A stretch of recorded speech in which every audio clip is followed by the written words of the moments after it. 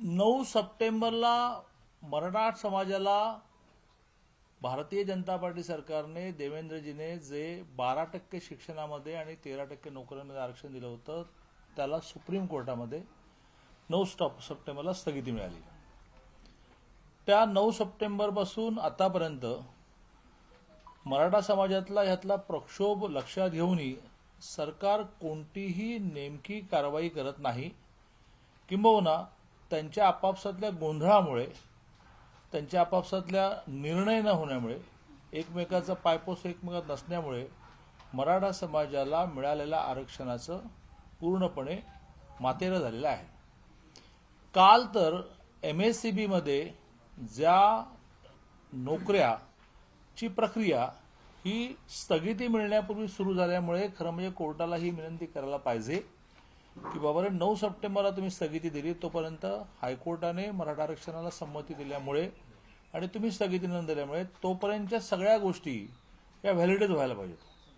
वेगवेगळ्या सरकारी खात्यामध्ये आमच्या नोकऱ्यांच्या जाहिराती निघाल्या, आमच्या लेखी परीक्षा झाल्या, आमची केवळ अपॉइंटमेंट लेटर देण्याची स्टेज बाकी राहिली आणि त्यामुळे ते तर स्थगितीत बसत नाही असं न म्हणता काल MSCBच्या बाबतीमध्ये नितीन राऊतांनी सांगून टाकलं की नाही, आता आम्ही त्या कॅन्सल केल्या आणि आता मराठा समाजाला सुद्धा MSCBमध्ये नोकऱ्यांमध्ये ओपनमध्ये यावं लागलं.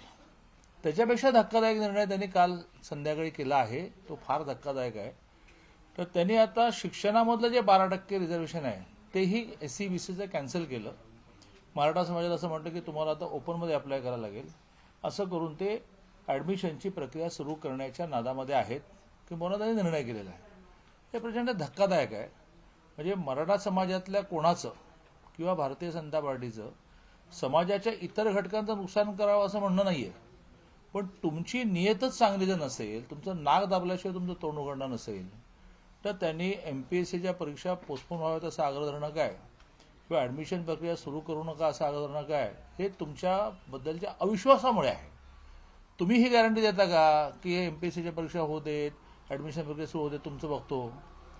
चांगला प्रस्ताव आहे जो अनेकांनी मांडला, पण मुळात घटना तज्ज्ञांना घेऊन बसणं, चिंतन करणाऱ्यांना घेऊन बसणं याची यांची तयारी नाही आणि इच्छा नाही. सुपर न्यूमरिकल नावाची जी कन्सेप्ट आहे की ज्याच्या बाबतीमध्ये 10% आर्थिक आरक्षण जे दिलं, आर्थिक मागासानं आरक्षण दिलं केंद्राने, त्यात सुद्धा तेच प्रिन्सिपल अप्लाय केलेलं आहे की असणाऱ्या 100 जागांच्यावर 12 जागा पुन्हा वाढवायच्या. याचा पूर्ण अधिकार राज्य शासनाचा असतो. त्यातल्या प्रामुख्याने आर्ट्स, सायन्स, कॉमर्स वगैरेच्या ॲडमिशनच्या बाबतीमध्ये परवानगी पण घ्यावी लागणार नाही, कारण घटनेतल्या एका कलमाप्रमाणे त्याचे सगळे अधिकार हे शासनाला असतात. प्रामुख्याने इंजिनिअरिंग आणि मेडिकलच्या ॲडमिशन्स वाढवताना त्या विषयाच्या ऑल इंडिया ज्या कोऑर्डिनेशन एजन्सीज आहेत त्यांची परवानगी घ्यायला लागेल. इन्फ्रास्ट्रक्चर तेवढं त्या कॉलेजमध्ये वाढवू अशा प्रकारची हमी द्यायला लागेल. नोकऱ्यांच्या बाबतीमध्ये सेम आहे की तुम्हाला कोणाची परवानगी घ्यायला लागणार नाही, तुम्हाला तुमच्या महिन्याच्या आणि वर्षाच्या पगारामध्ये तेवढी वाढ होईल. तर तुम्हाला जर मराठा समाजाला न्याय द्यायचा असेल तर हा जो सुपर न्यूमरिकल नावाचा शब्द आहे, ती कन्सेप्ट जी आहे, जी अनेक वेळेला व्यवहारात आणली गेलेली आहे, ती तुम्ही अप्लाय करणार की नाही. मराठा समाजाला घेऊन बसून 100 जागांमध्ये ऑलरेडी तुम्हाला मेरिटमध्ये 4 मिळत आहेत, सुपर न्यूमरिकलमध्ये थोड्या मिळतील असं म्हणून तुमचं समाधान होतं. स्टे मिळेपर्यंत ही टाइम बिंग ॲडजस्टमेंट करू असं तुम्ही करणार की नाही. तुम्ही जवळजवळ मराठा समाजाला गृहीत धरलेलं की भांडून किती भांडणार आहेत, हे संघर्ष करून किती करणार आहेत. आणि त्यामुळे मी याचा निषेध करतो, चिंता व्यक्त करतो. मराठा समाजामध्ये आता 12% शिक्षणातलं आरक्षण यांनी काल SCBCचं रद्द केल्यामुळे मोठ्या प्रमाणावर अनरेस्ट निर्माण होईल. भारतीय जनता पार्टीने धोरण या विषयात असं ठरवलेलं आहे की शेवटी मराठा संघटनांनी आम्ही सरकारमध्ये असताना सुद्धा इंडिपेंडेंटली आंदोलन केलं, त्यात कुठल्याही पॉलिटिकल पार्टीला एंट्री दिली नाही. आताही त्यांनी इंडिपेंडेंटली आंदोलन करणं चांगलं आहे. भारतीय जनता पार्टी त्यासाठी आवश्यक असणारं सगळं बळ देईल, पण आम्ही एकदा याच्यामध्ये उतरलो तर त्याच्यामध्ये राजकारण येईल. पण मराठा समाजाच्या हितासाठी सगळ्या संघटना एकत्र येऊन जर हा निर्णय झाला की याचं नेतृत्व भारतीय जनता पार्टीने करावं, तर भारतीय जनता पार्टीचं नेतृत्व करेल आणि सरकारला सळो की पळ करून सोडेल.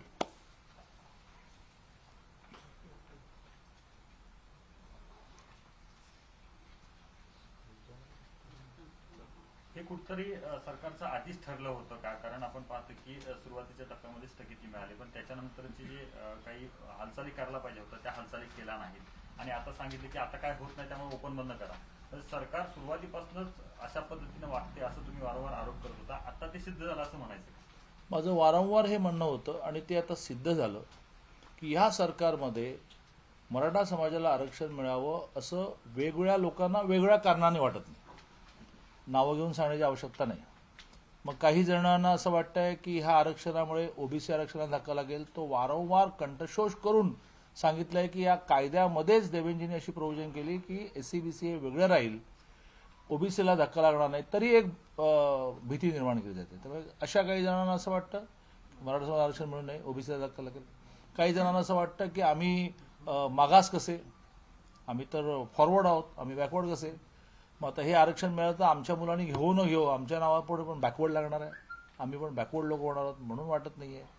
काही जणांना असं वाटतं की मराठा समाज असाच अशिक्षित आणि गरीब राहावा म्हणजे आपली वोट बँक इंटॅक्ट राहते. अशी वेगवेगळी कारणं आहेत. हां, मग काही जण असे आहेत की ज्यांना कशाचं सोयीसुद्धा नाहीये. मराठा आरक्षणाचं पण नाही आहे, कोरोनाचं पण नाही आहे, महिलांवरच्या अन्यायाचं नाही आहे, शेतकऱ्यांना त्यांना कशाचंच नाही. त्यांना फक्त खुर्ची पाहिजे. त्यांना पण कळत पण नाही आणि त्यामुळे ते काही करत नाहीत.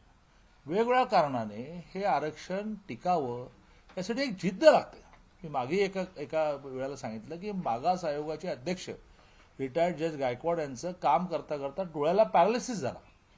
पापणी त्यांची पडलेली वर उठेना, तरीही त्यांनी जिद्दीने बायकोला सांगितलं की हे माझ्या आयुष्यातलं शेवटचं मिशन आहे, मग मी हे करणार. ते काही सरकारी नोकर नाहीत, ती एक स्वायत्त बॉडी आहे. पण एका गायकवाड नावाच्या रिटायर्ड जजच्या मनामध्ये सुद्धा एक जिद्द असते की मराठा समाज आरक्षण माझ्या अहवालामध्ये मिळणार आहे. अशी जिद्द आहे का या सरकारमध्ये? हा मोठा प्रश्न आहे. दुसरा एक सुपर निवडणुकीचा आता तुम्ही मुद्दा उपस्थित केला आणि सरकारला हा पर्याय सुद्धा सांगितला. मग तुम्ही वारंवार सांगत होता की सरकारचा हा अभ्यास नाही. आता पुन्हा एकदा सिद्ध झाले का सरकारचा अभ्यासच नाही? अभ्यास नाहीपेक्षा अशा प्रकारच्या तज्ज्ञांना बोलावून ऐकण्याची इच्छा नाही. शेवटी तुम्हाला एक सांगतो की समाजातल्या नॉट ओनली आरक्षण कुठलाही प्रश्न हा लिसनिंगने संपतो, ऐकण्याने संपतो. मीच शाणा तू कोण सांगणारा असं झालं की विषय संपतो.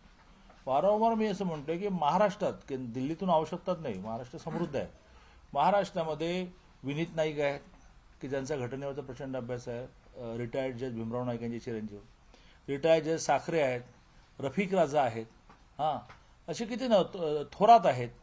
अशी कितीतरी नावं अशी आहेत की ज्यांना घेऊन हे कधी बसले का? त्याच वेळेला नगरला दोन मोठी नावं आहेत. हां, एक आहेत तांबे आणि एक तर मागास आयोगाचे सदस्य होते, एकच मिनिट मला आठवायला द्या, तर ते आहेत दोघेजण. आता मला जी नोट पाठवली ती त्यांनी पाठवलेली आहे की कसं सुपर न्यूमरिकल व्यवस्थित घटनेच्या एकेका कलमाप्रमाणे दिलेलं आहे.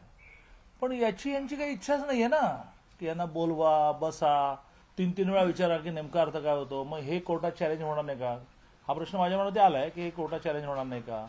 पण त्यावर त्यांनी पुढे उत्तर दिले की बा 10% आर्थिक मागासाच्या बाबतीमध्ये ते कोर्टामध्ये चॅलेंज झालेलं नाही आणि महाराष्ट्रात सुद्धा वेगवेगळ्या वेळेला कसं हे केलंय. आता हे बोलवणं तज्ज्ञांना आपल्याला कळत नाही, ऐकणं. माझ्याकडे महसूल मंत्री म्हणून काम आलं तर मी रात्री 3 वाजेपर्यंत रिटायर्ड महसूल अधिकाऱ्यांना घेऊन बसायचो आणि विद्यार्थ्यासारखं नोट्स काढायचो की काय नेमकं महसूल खातं काय आहे, ब्रिटिशकालीन कायदे कोणते, बदलले कोणते, त्याची यांची तयारी नाही.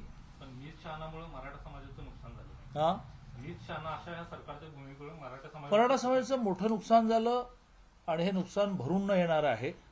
किमान काय करायला पाहिजे होतं की सुप्रीम कोर्टामध्ये एक प्रे करायला पाहिजे होती की आम्हाला ह्या वर्षीची ऍडमिशन्स एका स्टेजपर्यंत आली ती करू द्या, तुम्ही पुढच्या वर्षीपासून स्टेट कायमचा ठेवायचा की नाही ठेवायचा नंतर विचार करू. एक, कारण लॉजिकली तर आमची प्रोसेस सुरू झाली आहे आणि नोकऱ्यांच्या बाबतीत तर लॉजिकलच आहे ना, तुम्हाला मांडता नाही आलं किंवा आमची प्रोसेसच मुळात स्टेच्या आधी सुरू झालेली आहे.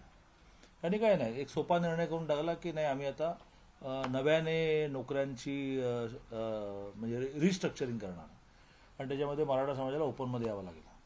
हे बरोबर नाही. सरकारचं नेतृत्व मुख्यमंत्री करत असतात प्रत्येक वेळी, मागच्या पण मुख्यमंत्र्यांनी यामध्ये चांगला सहभाग घेतला होता. मुख्यमंत्र्यांच्या भूमिकेविषयी काय सांगाल या सगळ्या? नाही, मुख्यमंत्री हे बघा, नेत्याची व्याख्या अशी केली जाते की जो नेतो खेचून नेतो. त्यामुळे नेत्याला मुळात स्पष्टता पाहिजे आणि तू जास्त बोलायचं नाही असं म्हणून खेचून नेण्याची सवय पाहिजे. आता मला सांगा, विजेच्या बिलाचं तेच भजं झालं ना. की नितीन राऊतांना असं वाटतंय की बा आपण याच्यामध्ये कोरोना पिरियडमधलं डिस्काउंट दिलं पाहिजे. त्यांनी फाईल तयार केली, अजित पवारांनी नाकारली. मग नेता कोण? उद्धवजी ठाकरे. त्यांनी ती खेचून नेली पाहिजे की हो अजितदा, आणि नॉट नेसेसरी दादागिरीने बसून समजावलं पाहिजे की असं कसं झालं. नाही आपल्याकडे पैसे कमी आहेत, हे केंद्र, आणि नेहमीप्रमाणे केंद्र जीएसटी देत नाही आहे असं म्हटलं पाहिजे की इथे असं करा, इथले एक 500 कोटी काढा, पण आपल्याला डिस्काउंट द्यायला पाहिजे. आमच्या नेत्याला या सगळ्या प्रश्नांची माहिती घेण्याची आवश्यकता वाटत नाही. हे राज्य चालवताना स्वतःची दिशा असण्याची आवश्यकता वाटत नाही. त्या दिशेने अख्खं मंत्रिमंडळ खेचून नेण्याची आवश्यकता वाटत नाही. आणि याच्यामध्ये वारंवार मी उद्धवजींवर आरोप करतो असं वाटत असेल, माझं आणि उद्धवजींचं काही बांधायला बांध नाही, आमचं भांडण नाही आहे, की म्हणून आमची दोस्तीच आहे. अलीकडच्या काळामध्ये हा सगळा जो विश्वासघात झाला त्यामुळे भेटीगाठी नसतील. तर माझं काही त्यांचं पर्सनल भांडण नाही. मी नेहमी म्हणतो की ते त्यासाठी जन्माला आले नाही, ते एक पक्ष चालवण्यासाठी जन्माला आले. प्रशासन हा एक वेगळा विषय आहे की याच्यामध्ये खूप वेळ द्यावा लागतो, बॅक रेफरन्सेस काढावे लागतात, एक विषय घेऊन सुप्रीम कोर्टाचे 100 निर्णय घेऊन बसावे लागतात. आपल्याला वेळ नसेल तर इतरांना सांगावं लागतं. ठाकरे हे पक्ष चालवण्यासाठी जन्माला आले, राज्य चालवण्यासाठी नाही असं आजपर्यंत झालं ना. त्यांनी कधी महानगरपालिका, मुंबई महानगरपालिकेत तिथं कुठल्याही वॉर्डात उभं राहून ते विजय होऊ शकते. त्यांनी लढवले कधी? नाही लढवले. मग ते कधी मुंबई महानगरपालिकेत स्थायी समिती अध्यक्ष झाले का, मेयर झाले का, आमदार झाले का, खासदार झाले का? काहीच झालं नाही. कारण बाळासाहेब ठाकरेंनी अतिशय योग्य भूमिका मांडली. शेवटी भारतीय कल्पना जी आहे ती बाळासाहेब ठाकरेंनी मांडली. भारतीय कल्पनेमध्ये राजा जेव्हा राज्यावर बसतो त्यावेळेला तो म्हणतो की कोहम दंड असते, मला कोण दंड करणार. त्यावेळेला एक साधू म्हणजे काय, समाज, त्याच्या डोक्यावर दंड मारून म्हणतो की अहम दंड असणे, मी दंड मारून तुला, म्हणजे माझा तुझ्यावर कंट्रोल आहे. ते बाळासाहेब ठाकरेंनी पाळलं. आणि त्यामुळे बाळासाहेब ठाकरे कधीही कुठल्या निवडणुकीला लढले नाही. त्यांनी संघटन केलं, त्यांनी वेळ दिला लोकांना. अरे काय तुझा प्रश्न आहे, बोलवलंय त्याला, असं केलं. तुम्ही ते त्यांचा वारसा म्हणून चालवलं आणि अचानक तुम्हाला असं वाटलं की आपण मुख्यमंत्री व्हावं. त्या रोलमध्ये जाण्यासाठीची तयारी तुम्ही केली नाही. राज्याला सक्षम नेतृत्व लाभलं नाही असं म्हणायचं का, जे तुम्ही आता दाखलं देताय? प्रश्नच नाही. मी कशाला सांगायला पाहिजे. मी तर तुम्हाला सगळ्यांना एक विनंती करणार आहे की तुम्ही आता वर्षपूर्तीच्या निमित्ताने एक सॅम्पल सर्वे लोकांचा करा आणि प्रामाणिकपणे तो लोकांपुढे मांडा की लोकांना काय वाटतंय. लोकांना हेच वाटतंय की अरे बाबा हे ठीक आहे, तुम्ही बाळासाहेब ठाकरेंचे चिरंजीव आहात आणि तुम्ही अशा प्रकारे संपूर्ण आयुष्य आणखीन काही करिअर करू शकला असता तरी सुद्धा शिवसेना उभी करण्यात घालवली. पण शिवसेना उभी करण्यात घालवली, प्रशासनाचा तुमचा काय संबंध? आणि मग असं अचानक अंगावरून पडल्यानंतर जी तयारी लागते, आता मी जी म्हटली, तुम्ही बरं, मी वेळच्या वेळेला म्हणतो पुन्हा एकदा, माझा काही पर्सनल पंगा नाही आहे की बाबा तुम्ही 10 गोष्टींची, मी तर परवा एमएससीबीच्या निमित्ताने म्हटलं की त्यांनी एकदा क्रॉस सबसिडीचा अर्थ मला सांगावा. अजूनही माझं म्हणणं की क्रॉस सबसिडी अर्थ सांगावा. हवं तर ते जे परीक्षाचा एक प्रकार काय असतो की पुस्तकात बघून लिहायचं, त्याला कॉपी म्हणत नाही, ती परीक्षात तशी असते, तसं करायला हरकत नाही. आपण समोरासमोर बसू आणि मी तुम्हाला 100 प्रश्न विचारल्यानंतर तुम्ही पुस्तकात शोधून उत्तर लिहा. त्यासाठी कुठल्या पुस्तकात उत्तर आहे हे माहिती पाहिजे ना पहिलं. मग तुम्ही ती पुस्तकं घेऊन बसाल. एखाद्या खात्याचा जर कारभार व्यवस्थित सुरळीत होत नसेल तर वारंवार त्या खात्याच्या मंत्र्यांचा राजीनामा मागितला जातो. तर मुख्यमंत्र्यांवर तुम्ही टीका करताय, राजीनाम्यासारखी काय मागणी असणार आहे का तुम्ही? नाही, आम्ही भारतीय जनता पार्टी म्हणून कोणाचा राजीनामा कधी मागितलाच नाही. ना अशोक चव्हाणांचा मराठा विषयात मागितला, मराठा आरक्षण विषयामध्ये, ना नितीन राऊतांचा विजय विषयात मागितला. आमचं म्हणणं आहे की राजीनामा हे काही उत्तर नाही. त्या राज्याच्या मुख्यमंत्र्याने म्हणजे नेत्याने त्यांनी त्या मंत्र्याने घेऊन बसलं पाहिजे ना. राजीनामा हे कसं उत्तर असेल? नवीन आलेला सुद्धा तुम्ही घेऊन बसणार नसाल तर त्याला रोज एक राजीनामा घ्यायला लागेल. ईडी आणि केंद्रीय अर्थ मंत्रालयाला भाजपच्या 120 नेत्यांची नावं मी पाठवणार आहे. त्यांनी केलेल्या गैरव्यवहारात संजय राऊत यांनी म्हटले कारवाई करणार. अतिशय चांगलं, अतिशय त्वरित पाठवावं, त्वरित पाठवावं. त्याच संजय राऊतांनी असं देखील म्हटलेलं आहे की राज्यामध्ये आमचं सरकार आहे आणि त्यामुळे आता कारवाईला तुम्ही घाबरा. म्हणजे भाजप, अरे कोणी का तुमचे हात बांधलेत का पाय बांधले आहेत का तोंड बांधलंय? तोंड तर तुमचं सदा सर्व काळ सुरूच आहे. ते काय कोणी म्हणजे काय ते उद्धवजी पण थांबू शकत नाहीये.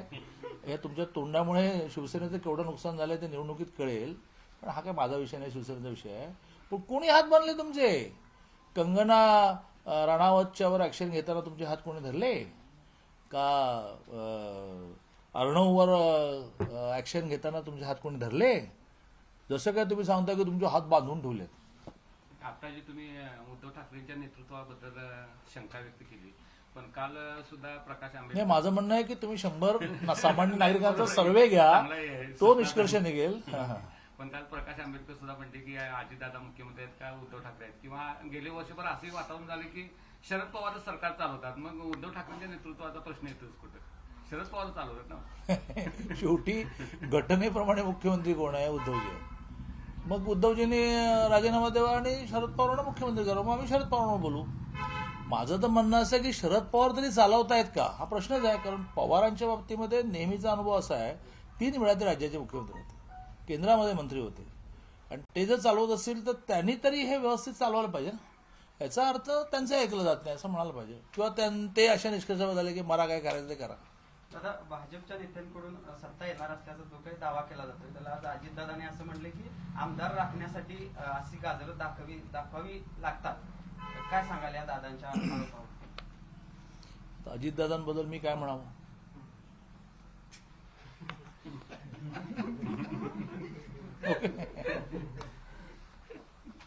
त्यांना कुठे आमदार राखता आले? नाही, त्यांचं म्हणणं आहे की 105 त्यांना आमदार कुठे असून आमदार पण राखता सत्तेत आले? आलो नाही, हेच त्यांचं तुमचं म्हणणं दुखणं असे आहे. 105 हा आकडा कायम ठेवण्यासाठी असं आदनामधनं म्हणायला लागते की आपलं सरकार येणार आहे. आम्ही 105 आमदार असूनही तुम्हाला सत्तेवर येतात नाही, आम्ही हे काय तुमचं दुखणं आहे. म्हणायचं ते आम्ही ठरवतो, कशासाठी म्हणायचं तेही ठरवतो. तुम्हाला कुठे राखता आले? पण कालचं ती गुड न्यूज काय तेवढं सांगा की. नाही, काहीतरी कन्फ्युजन आहे बाबा. छे, छे, छे. मला दुपारनंतरच कळलं की असं पेपरला छापून आलंय. मी CB पाटलांकडे, ते काँग्रेसचे नेते असूनही खूप मित्रता आहे, त्यामुळे चहा प्यायला गेलो, आणि सदाभाऊ खोतांकडे जेवायला जायचं असलं मी काही नाही निघालो. असं काही मला अमित भाईंचा गेल्या अनेक महिन्यात फोन आला नाही. सेकंड त्यांची तब्येत बरी नाही आहे, म्हणजे तब्येत बरी नव्हती, आणि तब्येत बरी नव्हतीच्या काळामधला जो बॅकलॉग आहे तो खेचण्यात ते इतके वेगळे आहेत. आणि माझाही स्वभाव असं आहे की काम नसताना काही कोणाला फोन करायचा नाही. तर माझं संवादच कधी आहे ते आठवायला लागेल. बहुधा मे मध्ये एका खाजगी सांगेन एका संदर्भात त्यांचं माझं बोलणं झालं, पण मला कधी त्यासाठी आज काय आम्हाला वाटलं गुड न्यूज सांगणार आहे आज काय. नाही. दादा, मी केवळ मराठा आरक्षणासाठी तुम्हाला बोल. दादा, राज्यपाल नियुक्त आमदारांचा अजून निर्णय झालेला नाही, तोपर्यंत आज सदाभाऊ खोत यांनी आपली एक वेगळी यादी राज्यपालांकडे सादर केलेली आहे. काय सांगाल याबद्दल? तुम्ही पण पत्रकारांची एक यादी सबमिट करा. दादा, अजितदादांच्या वाक्याचा असा संदर्भ होता की 105 आमदार असूनही भाजपला सत्ता स्थापन करता आलं नाही, याचं त्यांना मूळ दुखणं आहे. असं आहे की आमचं दुखणं आणि त्यासाठी आवश्यक असणारा डॉक्टर बघायला आम्ही समर्थ आहोत. समजा आमचं दुखणं असेल तर ते दुखणं कसं दूर करायचं याचे डॉक्टर आमच्याकडे खूप आहेत. पुणे पदवीधरचं काय, कारण आपल्या दोन्ही निवडणुका तशा एकतर्फी होत्या. आता पुणे पदवीधर तीन पक्ष असा हे आहे. काहीच नाही. मुळात मी वारंवार तुमच्या मैत्रीचा फायदा घेऊन तुमच्या माध्यमातून चॅलेंज देत असतोच की सुटे लढा, पण आता एकत्र लढून सुद्धा पुणे पदवीधर तर वन वे करणार. शिक्षक विषयामध्ये थोडे राऊंड चालतील, पण राऊंड करत का होईना शिक्षकची सीट सुद्धा लावणार.